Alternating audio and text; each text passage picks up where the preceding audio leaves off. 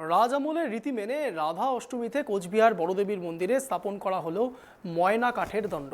ময়না কাঠের দণ্ড স্থাপনকে কেন্দ্র করে বিশেষ পুজোর আয়োজন করা হয় বড়দেবীর মন্দিরে। এদিনে বিশেষ পুজোর পর ময়না কাঠকে 3 দিন হাওয়া খাওয়ানো হবে আর তারপরেই ময়না কাঠের দণ্ডকে কেন্দ্র করে তৈরি হবে বড়দেবীর মূর্তি। প্রসঙ্গত, কোচবিহারের রাজাদের স্বপ্নাদেশে পাওয়া বড়দেবীর পুজো আজ থেকে প্রায় 500 বছরেরও বেশি পুরনো। বড়দেবীর প্রতিমা দেখতে অন্যান্য দুর্গা প্রতিমার থেকে কিছুটা আলাদা।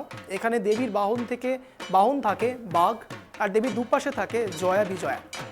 প্রাচীন এই পুজো দেখতে শুধু কোচবিহারের মানুষই নয়, প্রতিবেশী রাজ্য অসম, এমনকি বাংলাদেশ থেকেও প্রচুর দর্শনার্থীরা আসেন কোচবিহারে। নিয়ম অনুযায়ী রাধা অষ্টমীর পুণ্যতিথিতে এই ময়না কাঠের বিশেষ স্নান ও বিশেষ পুজো অনুষ্ঠিত হয়। এরপর এই ময়না কাঠকে 3 দিন হাওয়া খাওয়ানোর পর মৃৎশিল্পীরা দেবীর মূর্তি গড়ার কাজ শুরু করেন।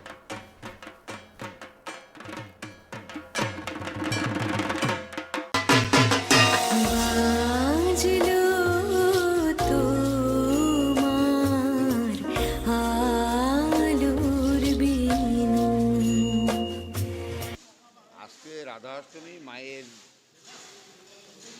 যুগকে নিয়ে আসা হলো শেষ রাত্রে, এবং শেষ রাত্রে যুগকে এখানে নিয়ে আসা হচ্ছে। বিশেষ এখানে পুজো শুরু হলো, তারপরে যুগের মায়ের মহাস্থানের পরে মাকে আবার কাপড় পরিয়ে কাঠামায় আমাদের যে প্ল্যাটফর্মে বসিয়ে দেওয়া হলো। এবার বিশেষ পুজো অন্তে এখন মায়ের বলি হবে, পায়রা বলি অন্তে, তারপরে পরমান্ন ভোগ দিয়ে পুজো আমরা আজকের মতো সমাপ্ত করব। এবং 3 দিন হাওয়া খাবে।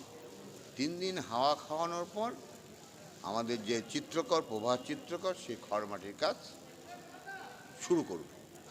আর পুজো প্রতিদিনের নিত্য পুজো, প্রতিদিনই পুজো থাকবে। কি নিয়ম নীতি থাকছে? নিয়ম নীতি প্রতিদিনই এখানে পুজো, মায়ের অর্চনা প্রতিদিনই হবে, যেটা আজকে বলি। তবে এর মধ্যে যে পরে যে পুজোগুলো হবে তাতে বলি নাই, নিত্য পুজো হবে প্রতিদিন, মায়ের চরণে অর্চনা হবে প্রতিদিনই।